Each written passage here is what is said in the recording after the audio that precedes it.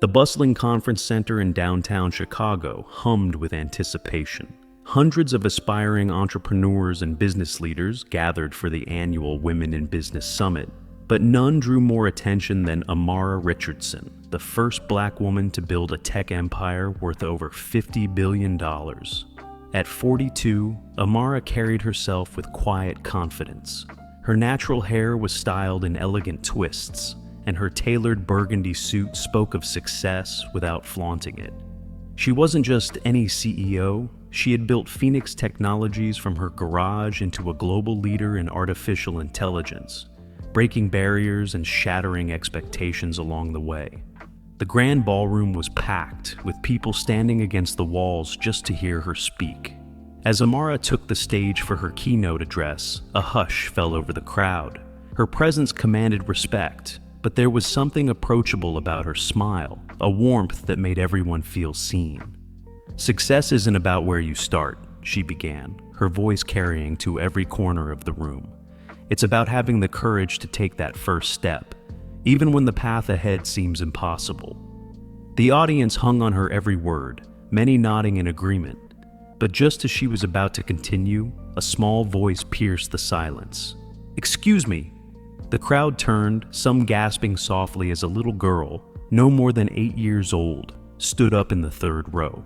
Her brown skin glowed under the chandelier lights, and her pink dress with white polka dots stood out among the sea of business attire. The security team moved to intervene, but Amara raised her hand, stopping them.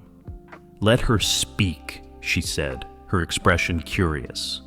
The little girl, clutching a worn notebook to her chest, looked directly at Amara with determination in her eyes. "My name is Crystal Thompson," the girl announced, her voice trembling slightly but growing stronger with each word. "My mama works 3 jobs, and I hear her crying at night because she can't afford my school books. Everyone says people like us can't make it. How did you do it? How did you really do it?" The room fell completely silent. Some audience members shifted uncomfortably in their seats, while others wiped away tears at the raw honesty in Crystal's voice. Amara stood motionless on stage, her usual composure wavering for just a moment as she processed the child's words. What happened next would not only change Crystal's life, but would spark a movement that would inspire millions. Amara stepped down from the podium, her heels clicking against the hardwood floor as she made her way toward the little girl. The crowd watched, phones recording, as one of the most powerful women in tech knelt down to meet Crystal at eye level. Amara's eyes met Crystal's, and in that moment, the grand ballroom seemed to disappear. "Come here, sweetheart," she said softly, extending her hand. Crystal glanced at her mother, a tired-looking woman in a waitress uniform who had slipped into the conference during her break and received a small nod. Taking Crystal's hand, Amara led her onto the stage. The audience watched, captivated, as she pulled up 2 chairs. The contrast was striking. A billion-dollar CEO and a little girl from the south side of Chicago, sitting together like old friends. "Crystal," Amara began, her voice carrying through the microphone she still wore. "Before I answer your question, I want to tell you about a little girl I once knew. She lived with her grandmother in a 1-room apartment in Detroit. They had no car, sometimes no heat, and there were days when dinner was just crackers and peanut butter." Crystal's eyes widened. "Was that you?" she whispered, loud enough for the microphone to catch. Several audience members wiped away tears. "Yes," Amara replied, her trademark confidence giving way to vulnerability. "That little girl used to walk 4 miles to the public library every Saturday because they had free computers. She taught herself coding, using borrowed books and YouTube videos on the library's ancient desktop computers." She reached out and touched Crystal's notebook. "And just like you, she carried around a notebook. Want to know what was in it?" Crystal nodded eagerly, clutching her own notebook tighter. "Dreams," Amara said, her voice cracking slightly. "Pages and pages of dreams, ideas for inventions, businesses she wanted to build, ways she thought she could change the world. People told her she was wasting her time. that little black girls from the projects don't become CEOs. The room was so quiet you could hear a pin drop. Even the event staff had stopped moving, transfixed by the scene unfolding before them. But here's what they didn't know, Crystal. Here's what they didn't understand about that little girl, and what they don't understand about you. Amara's voice grew stronger, more passionate. When you come from nothing, you have nothing to lose. When you've seen your grandmother work until her hands shake to put food on the table, you learn that anything is possible with dedication. Crystal's mother had moved closer to the stage, tears streaming down her face. The little girl's eyes never left Amara's face as she continued speaking. Amara opened Crystal's notebook gently, finding pages filled with carefully drawn designs and neatly written ideas. "Tell me about these," she said, her voice warm with genuine interest. Crystal straightened in her chair. "This one's a robot that could help sick people remember to take their medicine," she explained, pointing to a detailed sketch. "And this one's a computer that could help kids like my cousin Tommy, who can't speak, talk with their thoughts." The audience murmured in amazement at the child's creativity and compassion. Amara's eyes filled with tears as she turned another page. "Crystal, do you know what I see here? I see the same dreams I had at your age, the same desire to make the world better." Standing up, Amara addressed the crowd, but kept her hand on Crystal's shoulder. "Everyone in this room talks about breaking barriers and changing the world. But this little girl, she's already doing it. While we discuss diversity in boardrooms, she's designing technology to help the voiceless speak." Then, turning back to Crystal, Amara made an announcement that caused the entire room to gasp. Phoenix Technologies is launching a new foundation today. The Future Makers Fund will provide full academic scholarships to 1,000 young innovators like Crystal every year, all the way through college. Crystal's mother covered her mouth, shoulders shaking with emotion.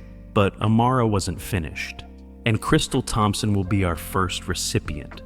Not just because of her brilliant ideas, but because she had the courage to stand up and ask the question everyone else was afraid to ask." Crystal jumped up, wrapping her arms around Amara's waist. The powerful CEO hugged her back, no longer concerned about maintaining a professional image. The crowd erupted in applause, many rising to their feet. "But there's something else," Amara continued, her voice cutting through the applause. "Something your mother needs to hear." "Mrs. Thompson," Amara called out, gesturing for Crystal's mother to join them on stage. The woman, still in her waitress uniform, climbed the steps slowly, her hands trembling. "When I noticed you slipping into the back of the room during your break, I saw myself. I saw my grandmother. I saw every parent who's ever sacrificed everything for their child's dreams." The crowd watched as Jasmine Thompson, Crystal's mother, stood beside her daughter, trying to maintain her composure. "You're working 3 jobs, Amara continued, "not because you have to, but because you're determined to give Crystal every opportunity possible. That stops today." Pulling out her phone, Amara typed something quickly. "I've just sent an email to my HR department. Starting tomorrow, there's a position waiting for you at Phoenix Technologies' Chicago office. Full benefits, flexible hours, and a salary. That means you'll never have to choose between buying school books and paying rent again." Jasmine's knees buckled slightly, and Amara reached out to steady her. "But I don't have the right experience," Jasmine whispered into the microphone. "You raised a daughter who dreams of helping others, who designs robots to help sick people at an age when most kids are just playing video games. That's all the experience I need to see," Amara replied firmly. "We can teach skills, Mrs. Thompson. We can't teach heart." Crystal hugged her mother tightly, her small voice carrying through the microphone. "See, Mama? I told you angels were real." The audience broke into sobs and applause.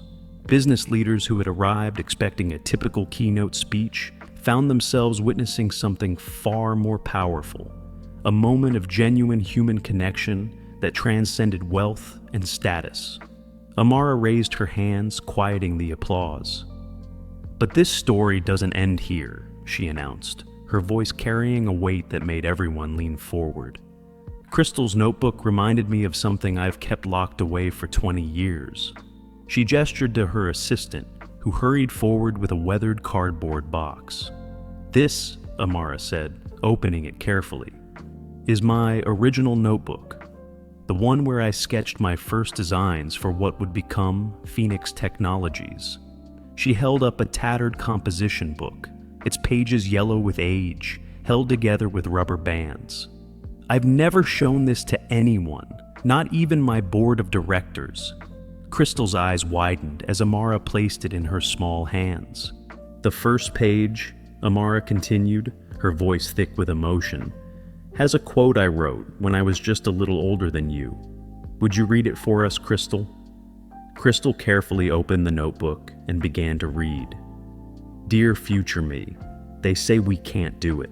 They say we're too poor, too black, too female to change the world. But Grandma says that's exactly why we will. Because when you have nothing to lose, and everything to prove." The room collectively held its breath. Many of the successful entrepreneurs and executives present found themselves transported back to their own humble beginnings, their own moments of doubt and determination. "Crystal," Amara said, kneeling down once again, "I want you to keep this notebook alongside yours. And 20 years from now, when you're standing on a stage like this, maybe you'll share them both with another little girl who needs to believe in herself." The impact of Crystal's bravery and Amara's response rippled through the room like a wave. A woman in the front row stood up, dabbing her eyes with a tissue. "Ms. Richardson," she called out, her voice shaking.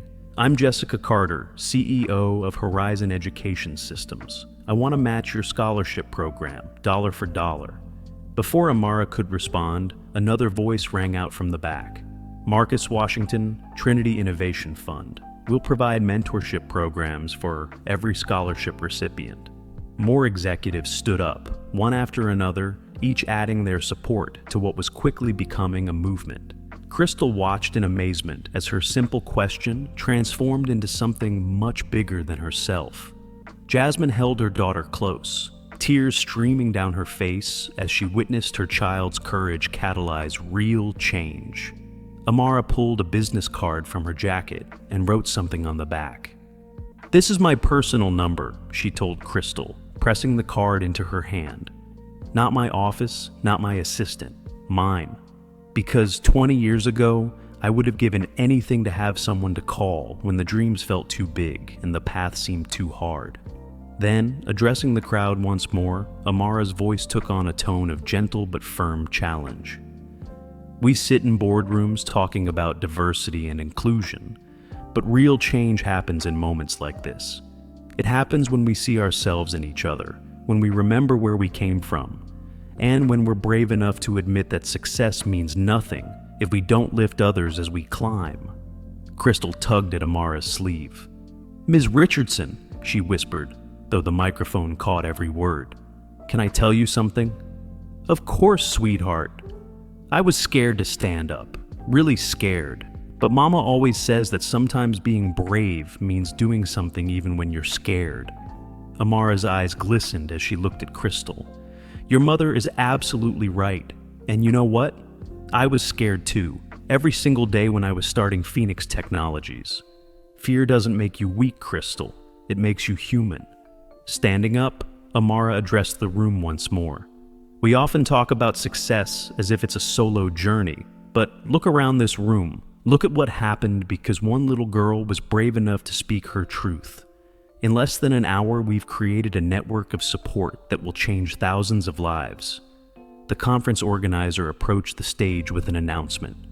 "Our social media is exploding. Dad and Crystal's dream is trending nationwide.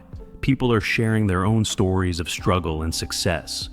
Amara smiled, turning to Crystal. "See, your courage is already inspiring others. But before we end this session, there's one more thing." She reached into her briefcase and pulled out a small box wrapped in purple ribbon. Phoenix Technologies' signature color. "Open it," she encouraged Crystal.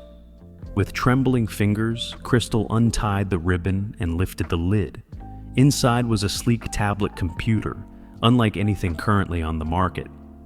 "This is a prototype," Amara explained. "It won't be released to the public for another year, but I think the young lady who dreams of creating technology to help others should have the latest tools to make those dreams reality." Crystal's eyes lit up as she turned on the device.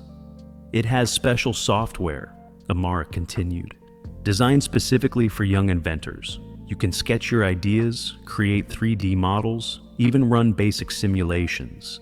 And look at the back." Crystal turned the tablet over to find an engraved message. "To Crystal, the future belongs to those brave enough to dream it. Never stop inventing, never stop believing."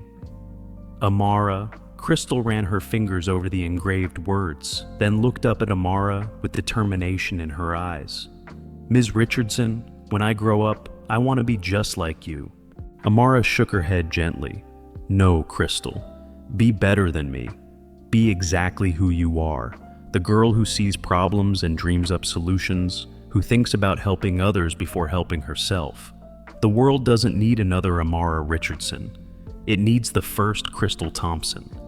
Turning to address the audience one final time, Amara's voice carried years of wisdom and hope. "When I walked into this room today, I planned to give a speech about breaking glass ceilings and corporate responsibility. Instead, an 8-year-old girl taught us all something far more valuable: that courage doesn't have an age limit, that dreams don't have a price tag, and that sometimes the biggest changes start with the smallest voices." The crowd rose in a standing ovation, but Amara wasn't finished. Crystal and Jasmine Thompson didn't just change their own lives today. They reminded every person in this room why we started our own journeys. And to every little girl out there watching this, wondering if their dreams are too big or their obstacles too high, remember this moment. Remember that change can start with a single question asked by a brave heart. As the applause thundered through the ballroom, Crystal wrapped her arms around Amara once more. Jasmine joined them, forming a circle of strength, hope, and possibility. Phones captured the moment. Social media exploded with shares and comments. But the most powerful image was the simplest. 3 generations of Black women, each representing a different chapter in the same story of determination and dreams. That day, the Women in Business Summit didn't just witness a keynote speech. They witnessed the beginning of a movement, sparked by a little girl's courage and a leader's compassion. Crystal's question didn't just make everyone cry. It made them act, think, and most importantly, remember that success means nothing if we don't reach back and help others climb. As people filed out of the ballroom, many stayed behind to offer their support, share their stories, or simply thank Crystal for her bravery. The next morning, news outlets across the country would share the story, but none could quite capture the magic of that moment, when a child's honesty and a leader's humanity came together to remind us all what real power looks like. If this story moved you, take a moment to share your own dreams in the comments below. Let's continue Crystal's legacy of courage and create a chain reaction of support and inspiration. Don't forget to like and subscribe for more stories that remind us of our shared humanity and the power of lifting each other up. Remember, sometimes the biggest changes start with the smallest voices, and the bravest questions often come from the youngest hearts. What dream will you dare to speak out loud today?